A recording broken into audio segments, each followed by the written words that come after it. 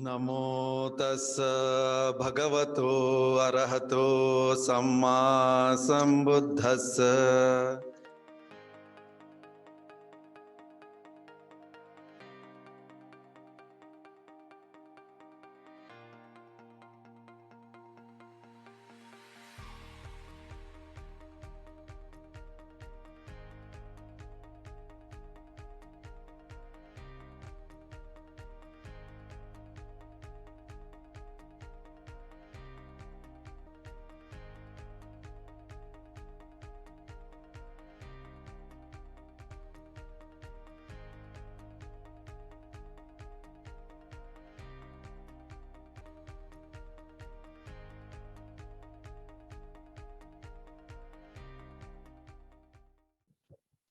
So welcome all to comprehensive course on Buddhism on behalf of all the participants joining online, as well as the Upasakas that are present there in the hall there. I would like to ask for the forgiveness from Bhante. I request all of you to please hold your hands and join me in asking for the forgiveness. Ukasavandami Bhante Varatayena Maya Kattam Sabba Paradham Kamatu Me Bhante Dutiyam Piyokasavandami Bhante Varatayena Maya Kattam Sabba Paradham Kamatu Me Bhante Tatiyampi okasavandami bhante dvaratayena maya kattam sabba aparadham khamatu me bhante. Sadhu, sadhu, sadhu. Thank you very much, Bhante. We will move on to our program in the comprehensive course on Buddhism, Bhante.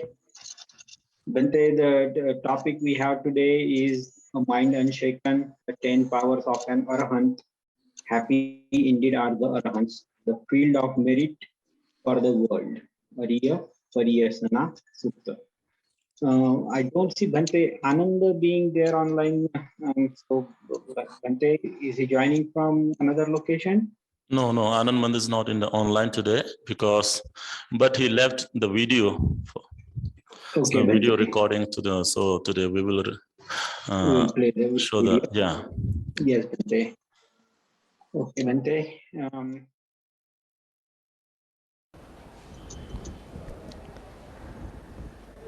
नमो तस्स भगवतो अरहतो सम्मा संबुद्धस्स।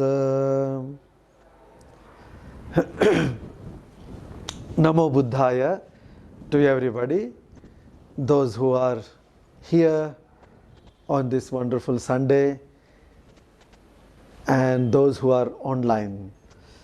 The comprehensive course on Buddhism is going on, and very soon the Varshavasa will be ended.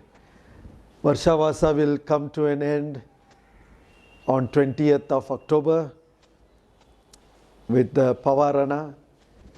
Pavarana is a very special, significant procedure, especially for the monks who have undertaken the Varshavasa. In this 3 months, you all have been studying in this comprehensive course on Buddhism very interesting subjects. Just I was going through these subjects, and we can see about the core teachings of the Buddha, about the life of the Buddha, and the different aspects of Dhamma like family, happiness, and about women, about gratitude, about livelihood, about dana and kamma, and amazing subjects about punya and about views and the mind importance of mind, and so many very crucial subjects. This is all the blessings of Triple Gem and Bada Bhanteji, that we are all able to study like this. Today, we can question ourselves one thing: what is that I am looking for through all these teachings of the Supremely Enlightened Buddha, and through all these practices, what we are doing? What is the goal? And if you go deeper and see into your own mind, there is a search, there is some kind of clarity, even though it may be not 100% clear, but the clarity of goal is there. The clarity of goal for most of us is to attain enlightenment, to be free from suffering, to be free from defilements. So this clarity is there, and as we take the triple refuge again and again in the Buddha, Dhamma and Sangha, this becomes more and more clear. In one of the suttas, that is our topic today, that is called Ariya Pariyesana Sutta. Ariya means noble, that which is very auspicious, noble, higher, pure. That is Ariya. Pariyesana is searching. To search, to go in search. So Ariya Pariyesana is the noble search. This sutta is very interesting. Just let me recount the first part of the sutta.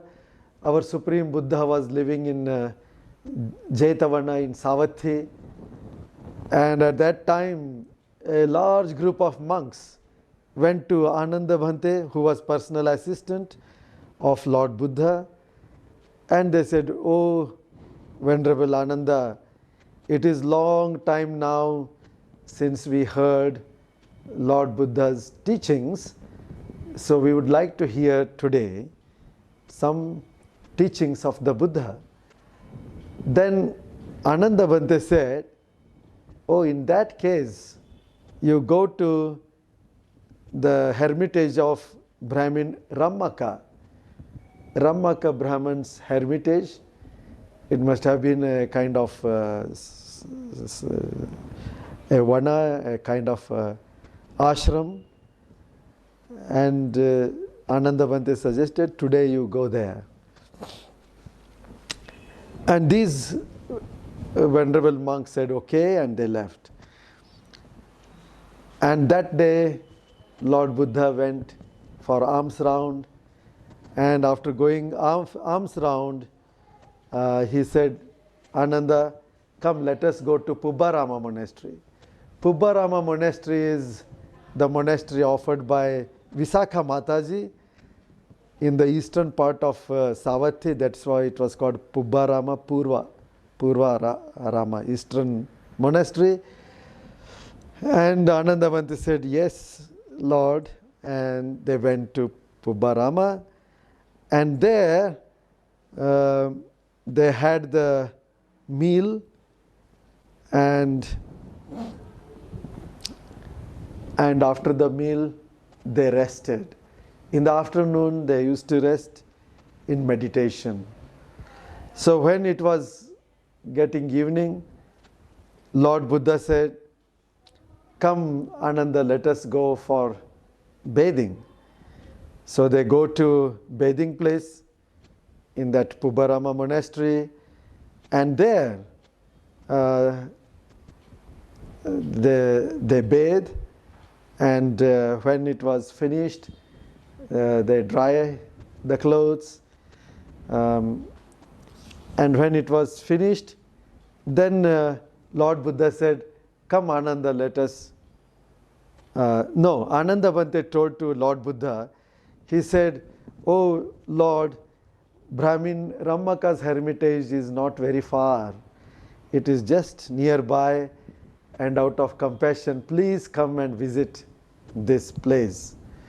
You see, Ananda Bhante was very, very sensitive and very well organizer. So he had planned to take Lord Buddha there, and that's how he had sent the monks in advance to that place. And so he requested, and the Buddha gave his consent by remaining in silence, and they walked to Brahmin Rammaka's hermitage. Now there it was a kind of hall, and that hall was filled with the monks, and it was closed, the door was closed. And Lord Buddha just went there and he waited outside the hall in front of the door, just that everybody calms down and they finish their discussions. And when the discussion was finished and once they were calmed down, then the Buddha knocked the door and they opened, and the Lord went and sat on the place already prepared, because they expected that the Supreme Buddha would come. And in those days, it was like we don't know, nobody knew when and where the Supreme Buddha will come. He will just enter, he will appear sometimes by psychic powers, or he sends his image through psychic power. That's why all the monks, normally whenever they sat for meditation, they always prepared one seat, higher level seat, expecting Lord Buddha to come anytime and take the seat. But now in this hall, they knew that these monks had come there to listen to Buddha's teaching, so they expected Lord Buddha, so the place was all prepared. You see, to pay respect to the teacher is very, very important. Sometimes even though our teacher is not there, still we keep one seat representing our teacher or our abbot, like that. This faithful respect to teacher is absolutely necessary. Then only one is able to learn from the teachers. As Lord Buddha sat on the prepared seat, he asked the monks, "Oh monks, what was the discussion that was going on and that I came in between?" And then they said, "Oh Lord, our discussion on Dhamma was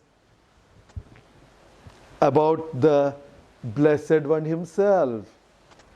They were discussing about the Buddha himself. Then Lord Buddha said, "Good, good, good monks.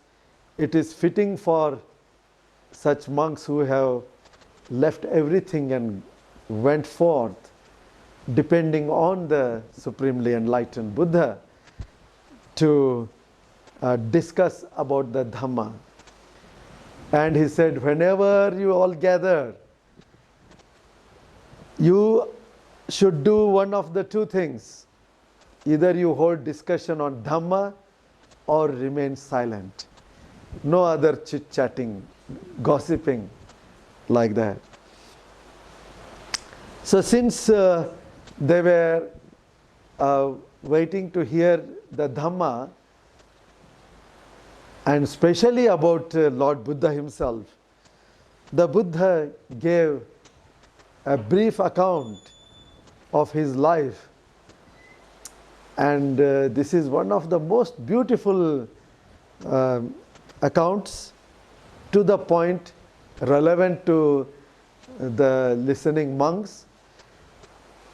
So he said, "Oh, because there are these two kinds of search. One is noble search and the another one is ignoble search. Ariya Pariyesana, Anariya Pariyesana. One is the search to find the truth, and the other is the search to find suffering. One is the search to go to the ultimate happiness, and the other one is to be stuck in the bondage of suffering." And Lord Buddha asked, "What is this ignoble, Anariya Pariyesana, ignoble search, that which is not noble?" Then he explains, very important, this is very important point that we have to remember. Here is someone being himself subject to birth, subject to aging, subject to death, subject to sorrow, that is birth, aging, sickness, sorrow and death. That person himself is subject to that, and then being subject to all these things, that person seeks what is subject to birth, aging, sickness, sorrow, death and defilement. Do you understand? That we are subjected to this. And then we are searching, we are running after, we are attaching again to these very things. You can see why we are in dukkha, why we are in suffering, because we are searching that, we are getting that, we are holding on to that. That is why, that's why the Buddha calls it ignoble search, Anariya Pariyesana. So what is this? He asks, what is subjected to birth? He says, wife and children are subject to birth, men and women are subject to birth, slaves are subject to birth, goats and sheep are subject to birth, fowl and pigs are subject to birth, elephants, cattle, horses, mares, gold, silver, all these things. Though gold and silver are metals, they themselves are not subject to birth, but the people who hold on to them. Now these acquisitions which are subjected to birth, and so also they are subject to old age, they are subject to sickness, they are subject to death and defilement. And those very things we are trying to hold on. We are trying to run after. On the one hand, now as we learn the Dhamma, as we are trying to understand a little bit deeper, we understand that, oh, I have to develop wisdom, I have to remove these defilements, I have to go beyond this cycle of birth and old age and sickness and death. Some amount of understanding is developing. That is why we have taken refuge in the Buddha, Dhamma and Sangha. So now you can see, out of these two searches, one is search towards Ariya Pariyesana, towards Ariyahood, to become enlightened, and the other is the search of suffering, Anariya Pariyesana. So the Buddha explains this, and then he says, then what is the search that is called noble search. Ariya Pariyesana. And here he says, oneself, we are subjected to birth, old age, sickness, sorrow, death, and defilement. Though we are subjected to that, this person seeks the unborn, supreme security from bondage, Nibbana. So that is what is search for. That is called noble search, Ariya Pariyesana. So what is that search? Here somebody, though oneself is subjected to all this dukkha, that person starts searching enlightenment. Then the Buddha explains his own story, because these monks were wondering about Lord Buddha's life and his journey towards enlightenment. So he tells, when I was an unenlightened bodhisattva, I was also subjected to this birth and death and this suffering. And then I also was searching. I was also seeking what is subjected to dukkha. Then I started thinking, I am myself subjected to all these things, and I am running after these things. If that happens, then how do I get freedom from those very sufferings? Now this is a very crucial question we have to ask ourselves, and that is how we have started asking. That is how we have come to this stage. That is why you all are sitting here listening to the Dhamma every Sunday after Sunday. That's why this comprehensive course on Buddhism you are attending and trying to learn. Now this is the search for enlightenment. Now this is the noble search. So the Buddha says, as I started searching, I wanted to go deeper. So later, while still young, black-haired, endowed with the blessing of youth, in the prime of life, that is at the age of 29. Though mother and father wished otherwise, and they were weeping with tearful faces, I renounced. I shaved off my hair and became a truth seeker. I went from home to homelessness. So this seeking is at different levels. For householders, there is this path of enlightenment.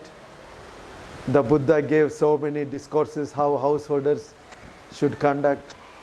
And then somebody goes still further and becomes monk or nun, and then what is the search, practice as monk and nun. So now as he is telling his own story, he says, oh, he left because he saw this dukkha, birth, old age, sickness, death. So these things mattered so much, and this is how he decided to live and search. And having renounced seeking what is wholesome, seeking what is sublime peace, you see, he went to Alara Kalama That time he was a very great teacher and he taught up to nothingness, the seventh jhana, and he attained to that. He was not satisfied and he told, is there anything more? And Alaras said, there is nothing more. Then he left him and went to Uddaka Ramaputta. He taught 8th jhana, Neva Sanya, Na Sanyayatana. And Bodhisattva Siddhartha Gautama, Samana Gautama attained to that. And he asked, is there anything more? He said, nothing. But Bodhisattva Gautama, Samana Gautama considered, this is not the highest state of peace. This is not what I am looking for. There must be something else. So then he leaves them and then he goes to Uruvela side and he practices this 6 years of Dukkacharya, very hard mortification, and nothing happens. And then he leaves that path of mortification and he starts eating. At that time these 5 monks were serving him. They leave him saying that he has taken to luxurious life. But then alone he comes to Uruvela and he practices and he becomes enlightened one.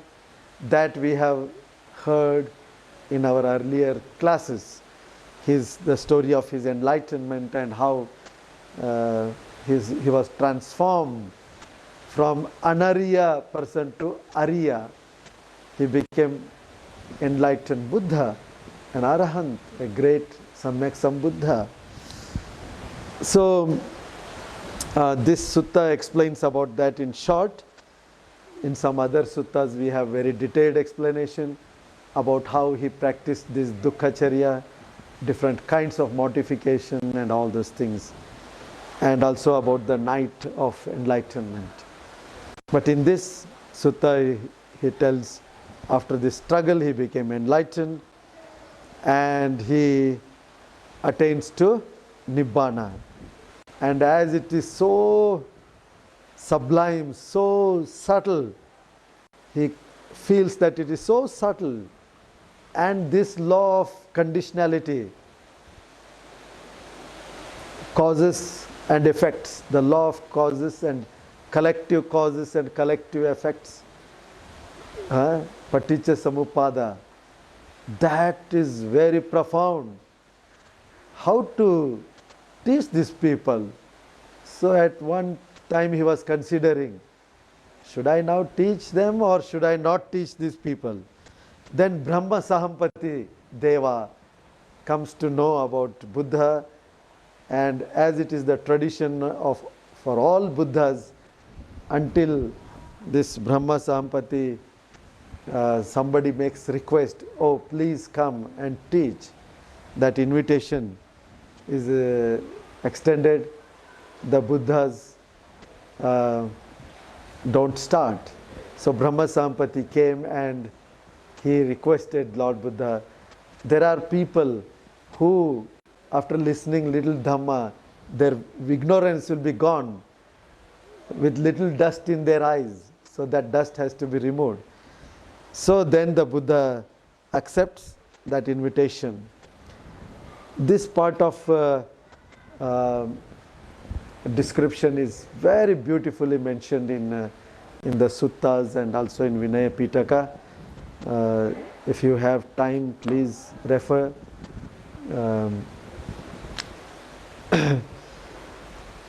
So that is how he decides to teach the Dhamma.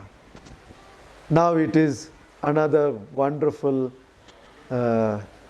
aspect of Supreme Buddha's life. One is becoming enlightened Buddha, and the second is becoming as the enlightener, the role of enlightener. That is what he started.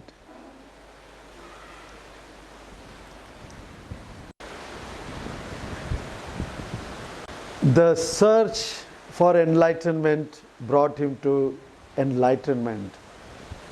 And the search out of compassion, the beings who are ready to listen to his Dhamma, was another role. So Lord Buddha goes, he considers whom to give Dhamma, and Alara Kalama was already passed away 1 week before, and Uddaka Ramaputta had passed away last night, and they are born in Arupaloka, so there it is not possible to teach Dhamma. Then he considered who is right person. Then these 5 monks who were serving him earlier, he thought of them and he thought they are the right people, and he saw through his Buddha mind they are living in Isipatana, Sarnath, and he goes there. On the way he meets Upaka, a wanderer, Ajivaka, and Upaka is looking at him so surprised. He asks, "Oh, who are you? Are you a Deva or Brahma or Gandhabba?" Buddha says, "No, I am none of that." Then he asks, "Are you a human being?" The Buddha says, "I am not human being." And then he says, "Who are you?" Then the Buddha says, "I am enlightened one." Huh? He says, "I am the one who transcended all, knower of all, undefiled among all things, giving up all things by removing craving, having known all this for myself. Whom should I call as my teacher?" Huh? Because he had asked, "Who is your teacher?" "I have no teacher, and one like me exists nowhere in all the worlds. With all its gods, with everybody you take together, there is nobody. Huh? Because I have no person for my counterpart. I am the accomplished one in the world. I am the supreme teacher. I alone am a fully enlightened one, whose fires are quenched and extinguished." In Pali, they are very inspiring words. "I go now to the city of Kashi to set in motion the wheel of Dhamma. In a word that has become blind, I go to beat the drum of the deathless." Amata Dundubing. Huh? To beat the drum of deathless.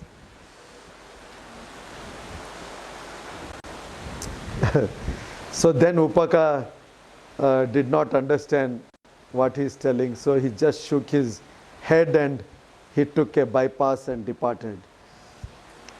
And then the Buddha comes to Sarnath, and in our earlier lessons we have learnt how these 5 monks, early in the beginning they did not want to welcome, but then they welcomed, and then the Buddha gave the discourses. So in this sutta, the Buddha tells how he trained these 5 monks.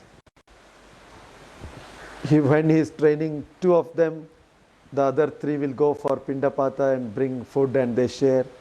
When he is training those 3 of them on another day, 2 of them will go for Pindapata and they will share. Like that, what a wonderful thing. First day, Kondanya Bante became Sotapanna. Second day, Wappa. Third day, Badya. Fourth day, Mahanama. And 5th day, Assaji Bante. What a wonderful thing. Like that, he trained and transformed them into Arhants. Sotapannas. Once they were Sotapannas, then he gave Anatta Lakhana Sutta, and on the 5th day, all of them became Arhants. So this is how he transformed. So once they are transformed, then he tells that though themselves they were subject to birth, aging, sickness, sorrow, death, and defilements. Now they have come out of these very things. That's why he says this is noble search. They became arahants, a very, very powerful arahants. And then he tells about how they dwell in arahant bliss. They go to first jhana, second jhana, third jhana, fourth jhana, and then 4 arupa jhanas: akasanan chaitana, vinyanan chaitana, akinchanyayatana, neva sanyanan chaitana, all the 8 jhanas. And after that, with determination, they enter into nibbanic bliss. That is called sanya vedaita nirodha samapatti, where this perception and feelings are totally gone, or just nirodha samapatti. And an arahant can live there in that state of nibbana as long as they wish.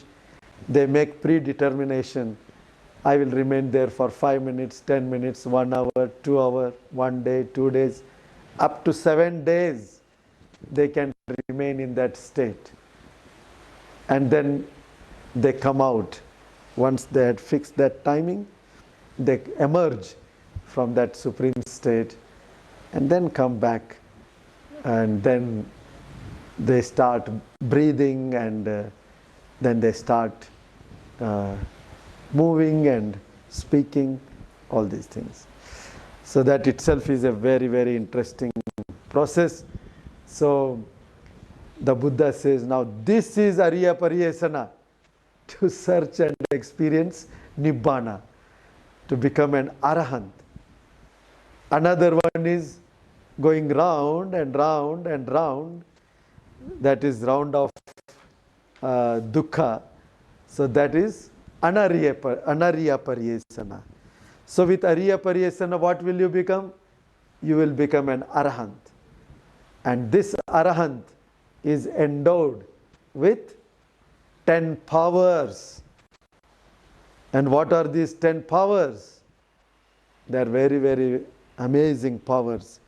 So in Anguttara Nikaya, in this Dasa Arahanta Bala Sutta, Lord Buddha, to make known this wonderful powers of Arahants and how great they are, he asks Sariputta Bhante, "O Sariputta, how many powers does an Arahant monk have,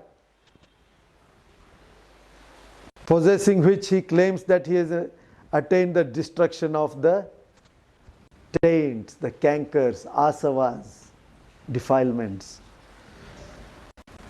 The Arahant monk, Sariputta Bhante tells, the Arahant monk has 10 powers. So what are these 10 powers?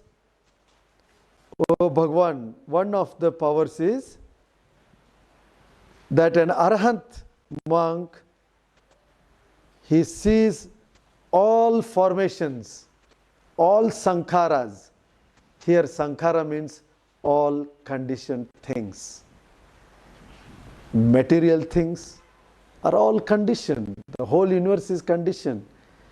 If you see anything about a stone or a piece of paper or this building or anything, everything is standing because of conditions. Everything is changing because of conditions.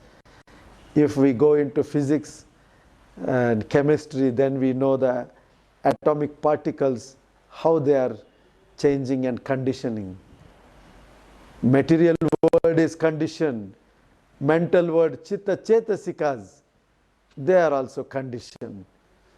Everything, mind is conditioned, matter is conditioned, together, put together, what we call living being is conditioned formations.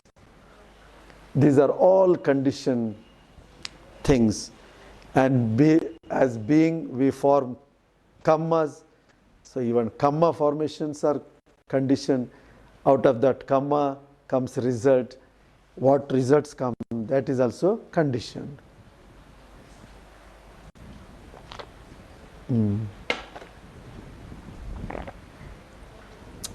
So, an arahant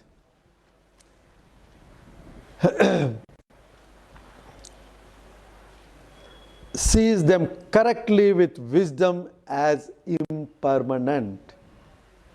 That is the power. For arahant, everything, he doesn't see you as a person and this and that. He knows conditioned. What is sammuti satya, that is conventional truth, is conventional truth.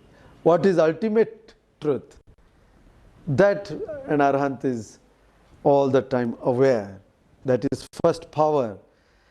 Second power, that an arahant monk sees all sensual pleasures as they really are with correct wisdom, and he sees them as a charcoal pit. Just imagine there is a huge pit filled with charcoal burning.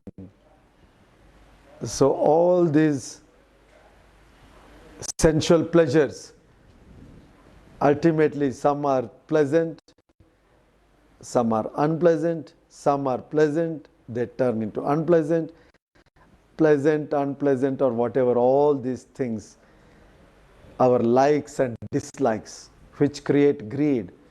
Pleasant ones create greed, unpleasant ones create hatred. So ultimately, they create defilements. Defilements means suffering. So suffering is charcoal, burning charcoal. Do you like to hold nicely charcoal, put into your pocket or in your bag? No. When you know that charcoal is burning, you don't like to touch. So now, an arahant who is with full of wisdom, know the totality of this formation, impermanence and other things, he is not deceived by any sense object or sense desire. And then third power is arahant monk's mind slants, slopes, inclines towards seclusion, delights in renunciation, and delights in ending, total end of all the defilements. For unenlightened people, mind inclines towards defilement, mind slopes towards defilements. So defilements is where we are running, the mind is going. For an arahant, nibbana is where mind is bending. You see, what a wonderful state of mind. That is also power of an arahant, Sariputta Bhante says. Then further, an arahant is has developed the four satipatthanas very well. Four satipatthanas: kayanupassana, vedananupassana, chittanupassana, dhammanupassana. So they are very well established him. That is another power. Like that now Sariputta Bhante tells these 37 factors of enlightenment. The first four are for satipatthanas. The next four are for sammapadhana, means for right efforts, exertions. We have studied about them. And then four basis of spiritual power, that is four iddhipadas: chanda, virya, chitta, vimamsa. That also we have discussed. Four iddhipadas, when you develop, you can exercise your psychic power. And the Buddha tells how to develop and how to use to become enlighten, make our mind pure, not to show off to the people. These mental powers, we have to use them to overcome defilements. So that is Iddhipada. Pancha Indriya, 5 Indriyas, Saddha, that is faith, Virya, that is effort, Sati, mindfulness, Samadhi, concentration, and Panya, wisdom. So these 5 are called faculties, spiritual faculties. Faculty means something that is powerful, something it has its own range, which is superior, supreme in that range. Like we call 5 physical indriyas, Chakhu Indriya, Chakshu, ear, nose, tongue and body. We call them Panchindriya, body Panchindriya. Similarly, spiritual Panchindriya are Shraddha, Virya, Sati, Samadhi and Panya. So those things he has developed fully. Pancha Balani, that means 5 Bala, the same 5 Indriyas, they become Bala, powers. These Balas are exercising as the overcoming power, something opposite. Defilements are there. How to overpower? So these 5 balas, faith, effort, mindfulness, concentration and wisdom, these 5 become bala and they overcome. So if you ever think, oh, I am very weak in my mind, my mind is confused, my mind is not able to control or overcome, then just know that these 5 have to be developed. Or maybe you have developed 1 or 2, but other 3 have to be developed. Like that, all the 5 have to be developed in a balanced way. Then surely you will be able to overcome it. So these are 5 balas. And Satta Sambhojjanga, 7 Bodhi Anga, factors of enlightenment. This Sati Sambhojjanga, Dhamma Vichaya Sambhojjanga, Virya Sambhojjanga, Piti, Pasadi, Samadhi, Upekha, mindfulness. They are Anga, Bodhi Anga, just like we have eyes, ear, nose, our limbs as Anga for the body, for enlightenment. These are the Angas, these are the parts. Sati, mindfulness, Dhamma Vichaya, that is wisdom to inquiry into the truth. Virya, that is effort. Piti, joy. You see, joy is the very nature, anga of enlightenment. It is not that you have to cry and then go and trying to reach smile. No. Piti, pasadi is tranquility. Samadhi, concentration. And upekha, balance, perfect equanimity. What wonderful, wonderful qualities that our Supreme Buddha has taught us and he has given us. And then the Noble Eightfold Path. How to develop all these things. The Noble Eightfold Path. We have discussed so many times about that. Now, these have been developed very well. So these are the powers. So these are the 10 powers of the Arahant. That he sees all sankhara as anicca, and he sees sensual pleasures in their real nature.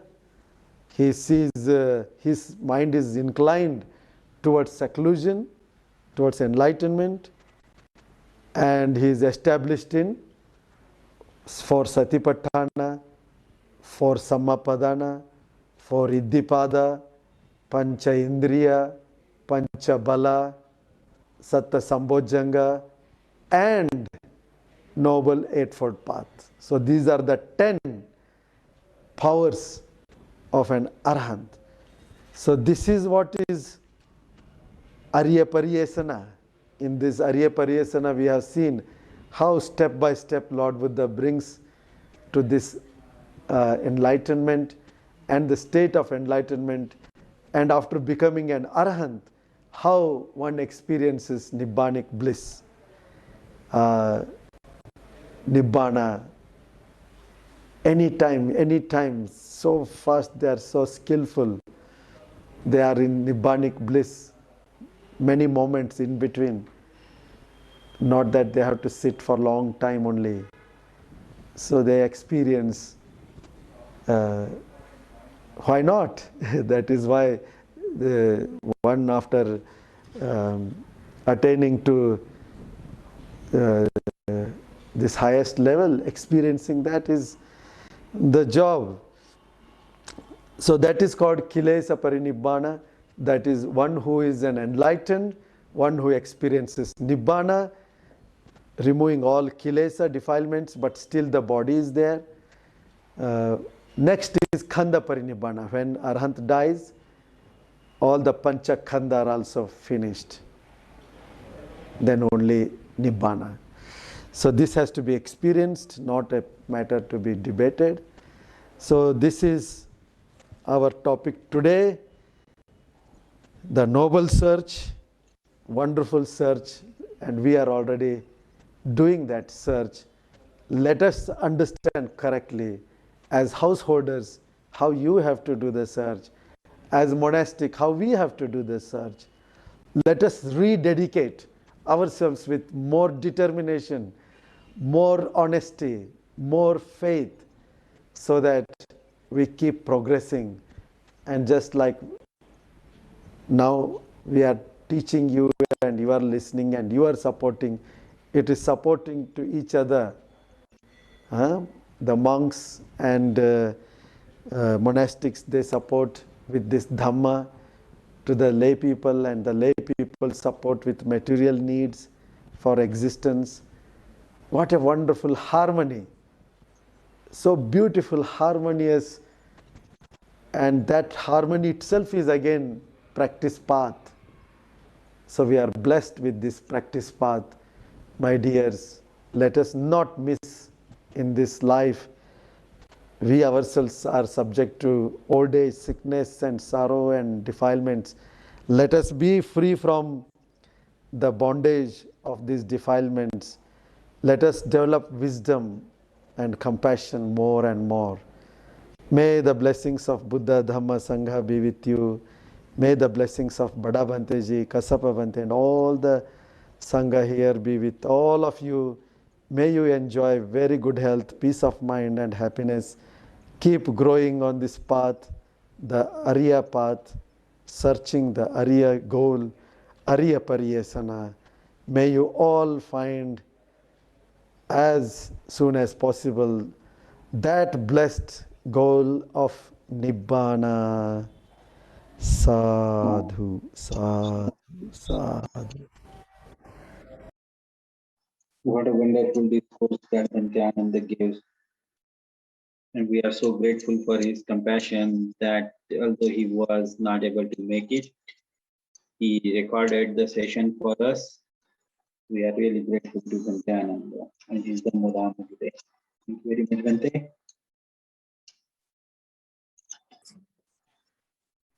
Yeah, we can go for few questions. Okay, And then we'll Bhante. just about Yes, Bhante. Thank you very much, Bhante. this question. So the first question is, Bhante, related to the two words that we hear, Arahanthood and Nibbana. Are they the same, Bhante? Are these two terms the same? Yeah, becoming Arahants means he attained the Nibbana. Like if one become enlightenment like Arahants or Buddha, he attained Nibbana. So after this life, there will be no rebirths for that person. So he attained Nibbana. So it almost same. Okay, thank you very much, Bhante. Bhante, can we shortly describe the four Arya person? Sotapanna, Satadagami, Anagami, and Arhat. Can we talk a little bit about those four, Bhante? Yeah, 4 Arya persons are like Sotapanna, Sakadagami, Anagami, and Arahants. Like the person who attained Sotapanna, so he destroy the 2 fetters from the tents, and then the person who attained Sakadagami, he lessen the another 2 fetters, and then person who attained Anagami, he he destroy the 2 fetter that's lessened by the Sakadagami. Then the Arhants, the person who become fully enlightened, he destroy all the asavas, all the kink defilements. So these are the enlightened beings, 4 enlightened beings. Sadhu, sadhu, sadhu, Bhante. Bhante, this question is on meditation. If one is a meditator and practicing anitya, and sometimes he is aware of his own mind, is he on the path of Nibbana, Bhante? So yeah, actually the meditation is like when we are developing vipassana, we normally see our mind and body like nama rupa as anicca, dukkha, anatta. Our nama rupa, the mind and matters are impermanent, and mind and matters are cause for suffering, and then the mind and matters are non-self. So it can impermanence. Our mind also it's impermanent. Every time mind changing, every moment the anger arises and it pass away. It's impermanent, and even the qualities of good like saddha can arise and it pass away frequently. So our mind is also anicca, so it can do. Bhante, thank you very much, Bhante. Bhante, earlier we talked about Sammuti Satya and Paramattha Satya, conventional truth and ultimate truth. Bhante Anand touched upon during his talk. Can you please help understand this differentiation, Bhante? Sammuti Satya is the conventional truth, like we normally calling the names, like if you call a book. In one way it is true, it is a book, but in other way it is just a name. Like we call like a cow, boy, building, any kinds of name and shape, like even shape is also a conventional truth. Yeah, we can call it a circle or a big, small, like any kinds of shape, name. These things are conventional truth. Of course, they are not lie. Like suppose if I say this is sweet, of course that things are sweet. But in reality, in Paramattha, according to Paramattha, there is different thing, because Paramattha is nothing just nama and rupa, the mind and matters. So in Paramattha, the nama, the minds. If we go to the ultimate things, then only remaining is just a mind and matters. The whatever we see or whatever we hear or whatever we smell, taste or touch or anything, or we in any thoughts in our mind, it's just a nama, minds and matter. So that is Paramattha. Sadhu, Bhante. Bhante, the next one is related to jhana. And practicing meditation, how can one understand about the 8 stages or the stages of jhana, Bhante? Can you please talk about the first stage, second stage, third stage, fourth stage of jhana, Bhante? Yeah, that the person who developed the jhana, he can know now he reached the first stage of jhana and second stage of jhana. The person who develops the jhana, and because of his defilement, he can understand. Because when a person is developing jhana, his defilements become very lesser and lesser, like equal to nothing. But but of course there is still defilement is there, but his defilements is become very calm. So there is no defilement in his mind during the jhana time. So he can understand through that. Oh, he reached the first jhana and second jhana like that. Sadhuvat Bhante. Bhante, is jhana necessary to attend Nibbana? Yeah, without jhana also it can attend nibbana, and some arhants without jhana they attend arhanshood. But developing jhana, it helps to understand reality more and more, because when the mind become more calm and calm, because when someone developing jhana, he lessen the defilement, he removing the defilements one by one. So by developing jhana, it helps to understand the realities, vipassana. But without jhana also it can become arhants. So both are, but like some beings becoming by listening one or two words from the Buddha, like we cannot say, of course, this life he didn't develop a jhana, but in the past life, in the many lives, of course, he might develop the jhana.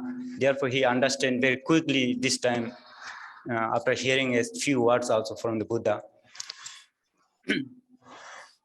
Sadhu, Bhante. Thank you very much, Bhante. And then I have the last question that I see right now, Bhante, is related to the first sutta. Can you please name the first sutta that Lord Buddha taught after being the enlightened person, and the last sutta before this Parinibbana? The first sutta was the Dhammacakka, the will. In this sutta, the Buddha explained about the Four Noble Truth very detailedly, and the Noble Fruit Path. About the Buddha explained in that sutta. And what is the last word of the Buddha before leaving? Handadane bhikkhave amatang amantayami vayadama sankhara appamadena sampadeta. It means to be a mindfulness, to be always mindfulness. That was the last Buddha's word. Bhante, and if you allow me, I wanted to take one more, Bhante. Can anyone attend Nibbana without experiencing anicca? No, it's not possible, because he have to understand these three things: the anicca, dukkha, anatta. That is very basic. Because without vipassana jnana, without panya, one cannot attain the enlightenment. So he has to be experienced. He has to be understood the anicca, dukkha, anatta. Okay. Sadhu, Bhante. Bhante, I think that's the time we have for the question and answer here, Bhante. I'm grateful for the Pantananda for his compassion that he video recorded the session for us and gave us the wonderful Dhammadesna today, Bhante. And I also wanted to thank the monks there, Bhante, I saw all the monks there for helping us with the question and answer, deep gratitude. Thank you very much. Sadhu, sadhu, sadhu.